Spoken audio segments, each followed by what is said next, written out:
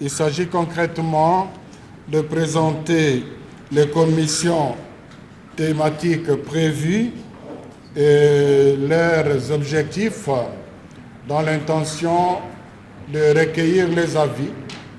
Les avis pour reformuler, on peut ajouter, on peut fusionner, mais aussi pour lancer un appel aux compétences parce que c'est le Congo qui réfléchit et le Congo est plein de matières grises.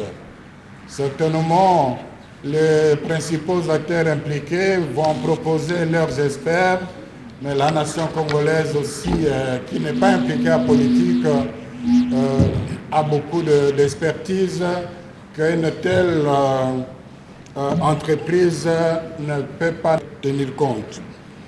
Commission thématique, axe de travail et objectifs. 1. Défense et sécurité pour la paix. L'objectif, c'est renforcer les dispositifs de sécurité coopérative et lutter contre les groupes armés illégaux. Je crois que demain, vous aurez dans les médias les textes qui pourront servir de référence après avoir tenu compte de quelques observations qu'on aura ici. 2. Diaspora congolaise engagée pour la paix.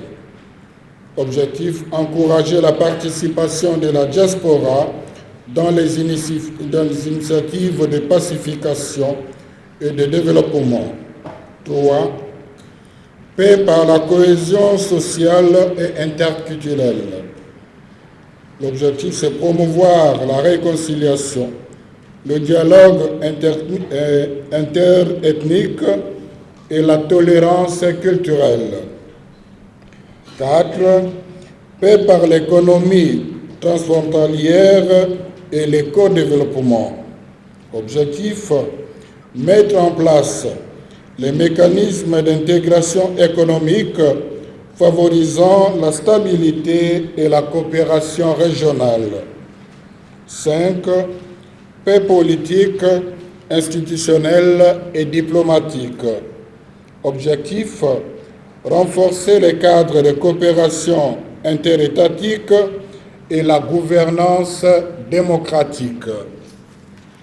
6. Commission artistes et sportifs pour la paix. Objectif, utiliser la culture et le sport comme outil de sensibilisation et de rapprochement des populations. 7. Plaidoyer mondial pour la paix.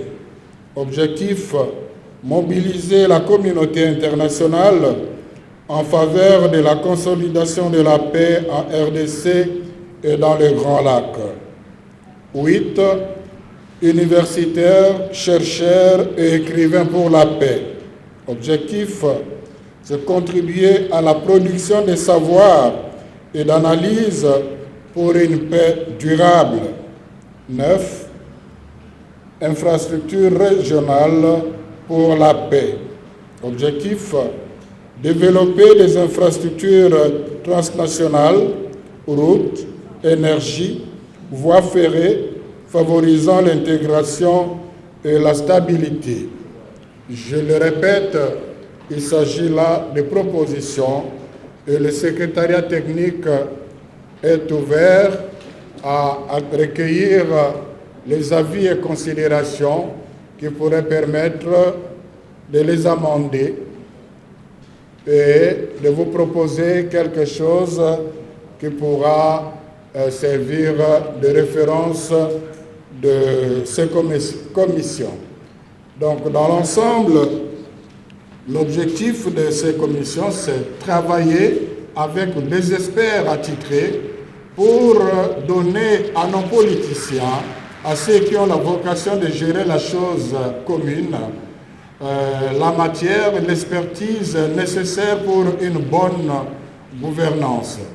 Comme l'a dit le révérend Eric, vous aurez compris dans la projection des commissions qu'il ne s'agit pas de tenir avant tout compte des agendas de ceux qui veulent diriger le pays, mais plutôt le bien de la population, l'intérêt du pays.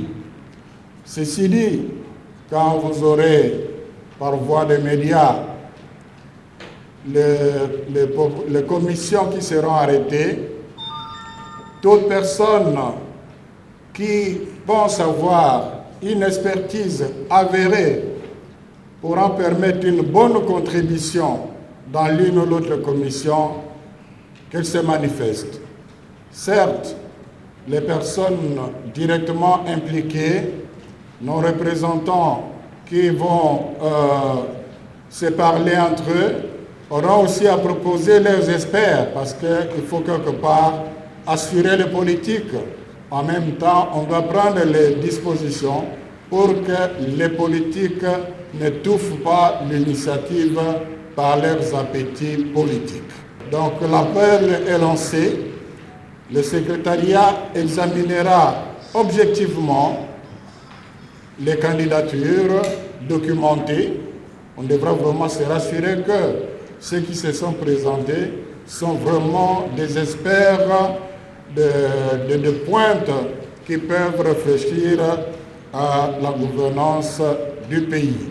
Une fois les commissions seront constituées avec les experts, vont commencer à travailler, et c'est là déjà un premier niveau d'exercice de consensus sur ce que le pays doit adopter comme un mode de gestion du pays, de gestion de la crise, etc.